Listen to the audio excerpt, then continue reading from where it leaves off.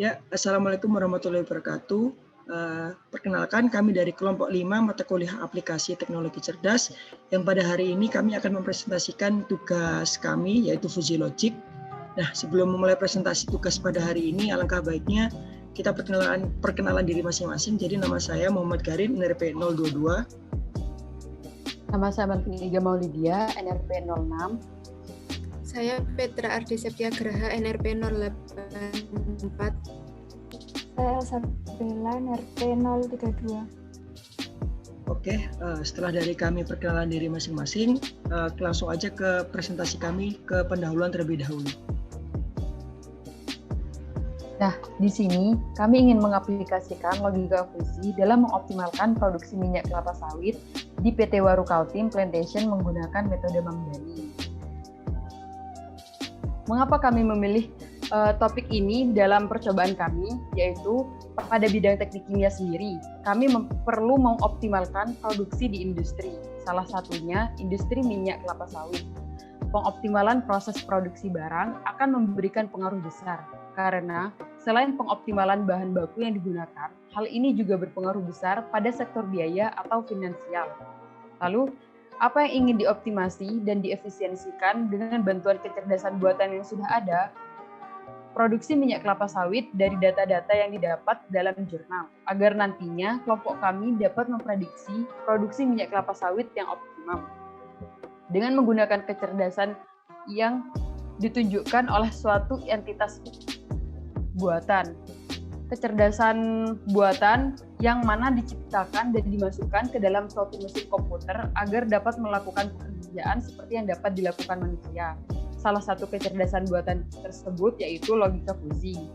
Logika Fuzzy yaitu suatu cara yang tepat untuk memetakan suatu ruang input ke dalam suatu ruang output. Logika Fuzzy ini mempunyai nilai kontinu. Fuzzy dinyatakan dalam derajat dari suatu keanggotaan dan derajat dari kebenaran.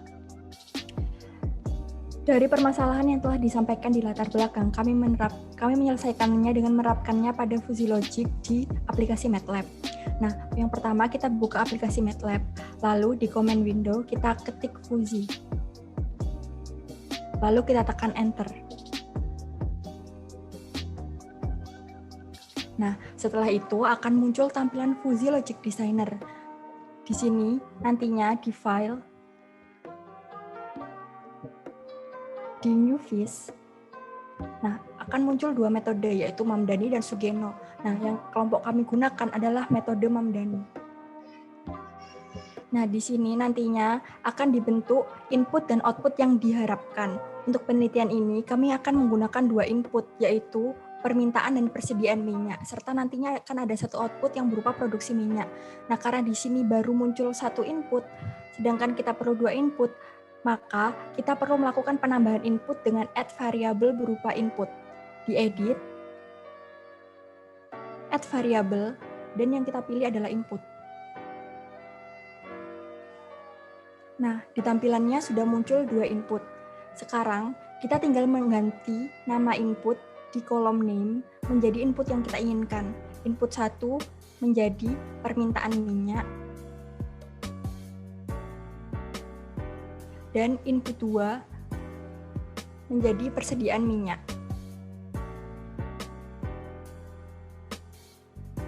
Kita juga mengganti nama output menjadi produksi minyak.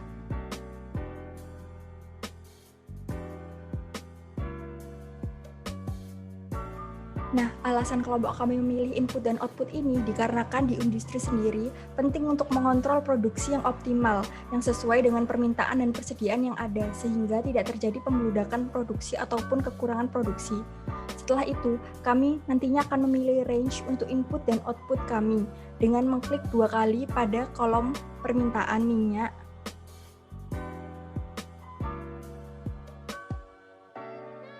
Nah, di sini akan muncul membership function. Nah, membership function untuk variabel input permintaan minyak ada 3 parameter, yakni rendah, sedang, dan tinggi. Ya, jadi di sini setelah teman saya tadi menjelaskan bahwa di sini kita merename input menjadi permintaan minyak, persediaan minyak, dan produksi minyak kan tadi. Nah, kemudian dari teman saya tadi kan menjelaskan bahwa kita menentukan range-nya. Nah, ini kita klik 2 kali dan kita akan bisa menyesuaikan range-nya. Nah, sebenarnya kenapa sih kok range ini bisa didapatkan angka sekian dan sekian? Jadi range ini didapatkan dari jurnal yang kita teliti atau yang kita pilih. Nah, bisa dilihat seperti di sini. Jadi saya ingin menerangkan terlebih dahulu bahwa di sini adalah ada fungsi keanggotaan variabel permintaan. Yang kedua adalah fungsi keanggotaan persediaan, dan yang ketiga ada fungsi keanggotaan produksi. Nah, di sini fungsi keanggotaan variabel permintaan berfungsi sebagai input, dan juga fungsi keanggotaan persediaan juga sebagai input, dan fungsi keanggotaan produksi sebagai output. Nah, di sini misalnya pada contoh yang pertama, bahwa di sini adalah kita membuka membership function yang permintaan. Jadi di sini kan didapatkan data nih. Ada permintaan rendah, permintaan sedang, dan permintaan tinggi. Nah, di sini kita rename. Tadi kan belum waktu saat kita tinggal bisa mengganti misalnya rendah. Kita di sini tinggal mengganti dengan kalimat rendah. Kemudian jika sedang kita mengganti di sini dengan kalimat sedang, dan jika tinggi kita menggunakan tinggi. Nah, di sini masih berupa persamaan. Nah, pada persamaan ini saya translatekan ke dalam bentuk range. Nah, range-nya di sini contohnya adalah variabel permintaan kelapa sawit. Jadi di sini kan ada rendah, sedang, dan tinggi. Di mana rendah ini di angka 1.601 sampai 3.685, kemudian untuk sedang di angka 1.601 sampai 6.826, dan yang angka tinggi itu lebih dari 3.685. Nah, ini kita tinggal input ke dalam membership function kita. Misalnya di variabel rendah, karena di sini untuk maksimalnya sendiri dari datanya adalah 6.800, oleh karena itu saya memilih range 0 sampai 7.000 agar data-data yang kita masukkan di sini itu masih terdapat dalam range tersebut.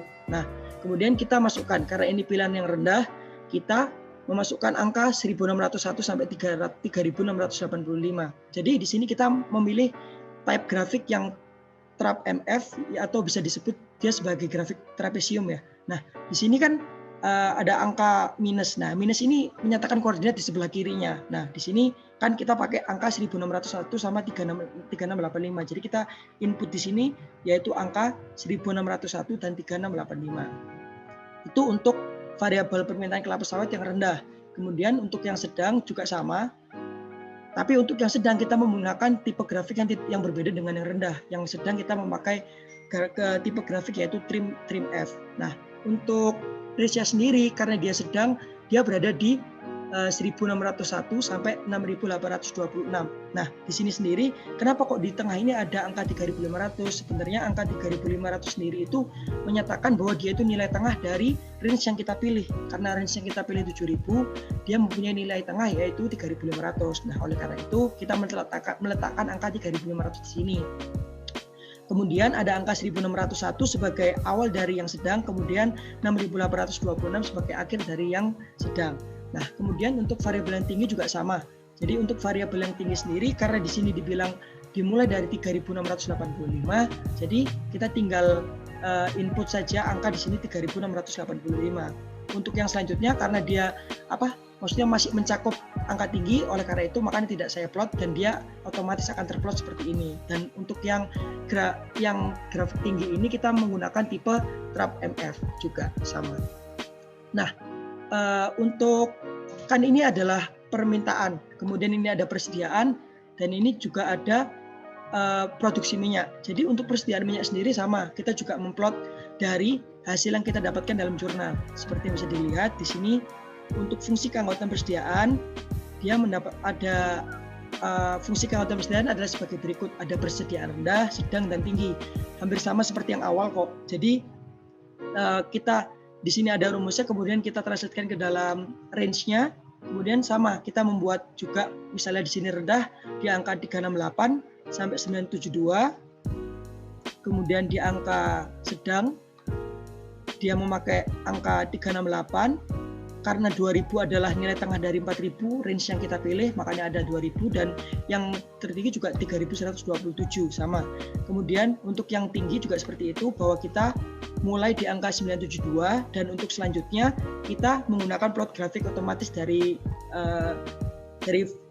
fuzzy logic-nya sendiri. Nah, kemudian sama juga untuk variabel produksi minyak yang berupa di sini adalah output. Jadi di sini adalah yang permintaan adalah input 1, kemudian persediaan adalah input 2, dan yang ketiga adalah produksi, yaitu berupa output dari permintaan dan persediaan. Nah, untuk output sendiri sama juga, kita juga mendapatkan datanya dari jurnal. Ini adalah fungsi kekuatan produksinya. Jadi kita mendapatkan fungsi di sini, yang dari fungsi ini kita artikan ke dalam range. Range-nya di sini, variabel produksi minyak kelapa sawit, yaitu ada rendah, sedang, dan tinggi, sama juga seperti yang tadi, bahwa di sini rendah dia dimulai dari 1817. Di sini kita plot 1817 sampai 3811. Nah, ini untuk yang rendah, dan untuk yang sedang kita menggunakan range 1817, dan untuk angka tengahnya 3500 karena kita memilih range 7000, dan untuk yang maksimalnya adalah 6454. Kemudian sama juga berlaku untuk yang tinggi, dia dimulai dari 3811 dan selanjutnya mengikuti dari otomatis dari grafik yang ada pada membership function plot, seperti itu.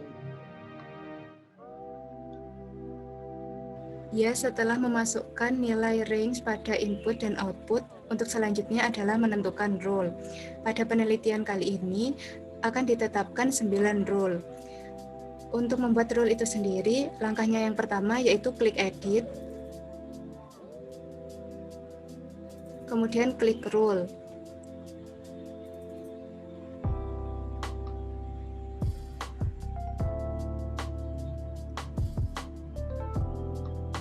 Setelah itu akan muncul tampilan seperti itu. Di sini terdapat 9 role yang telah dibuat. Untuk membuatnya salah satunya contoh untuk role yang pertama. Pertama dengan mengeklik permintaan rendah, persediaan tinggi, dan hasil produksinya rendah. Setelah itu diklik add role. Begitupun langkahnya untuk menentukan role-role selanjutnya. Untuk nilai role itu sendiri juga telah ditentukan di dalam jurnal. Setelah ditentukan beberapa roles, maka bisa digunakan untuk mencari hasil produksi berdasarkan data permintaan dan juga persediaan. Caranya dengan mengklik view,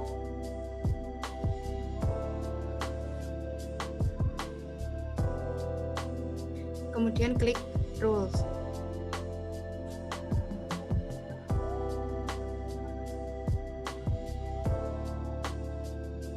Setelah itu akan tampil tampilan seperti itu. Dari sini kita bisa menentukan hasil produksi minyak dengan mengubah range permintaan minyak ataupun persediaan minyak. Sebagai contohnya yaitu menetapkan nilai permintaan minyak sebesar 2000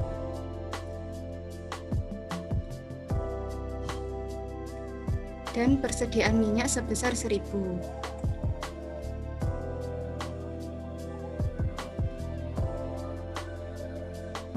Kemudian didapatkan hasil produksi minyak sebesar 2.600.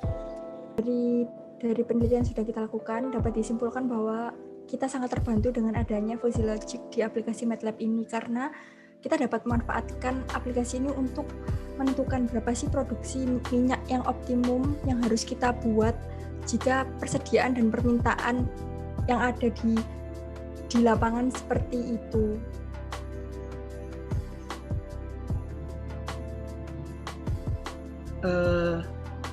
Ya, saya lanjutkan. Jadi sebelum menutup presentasi pada hari ini, saya ingin menerangkan bahwa kemarin pada awalnya kita sempat ingin menyelesaikan suatu permasalahan yang sudah kita pilih awalnya.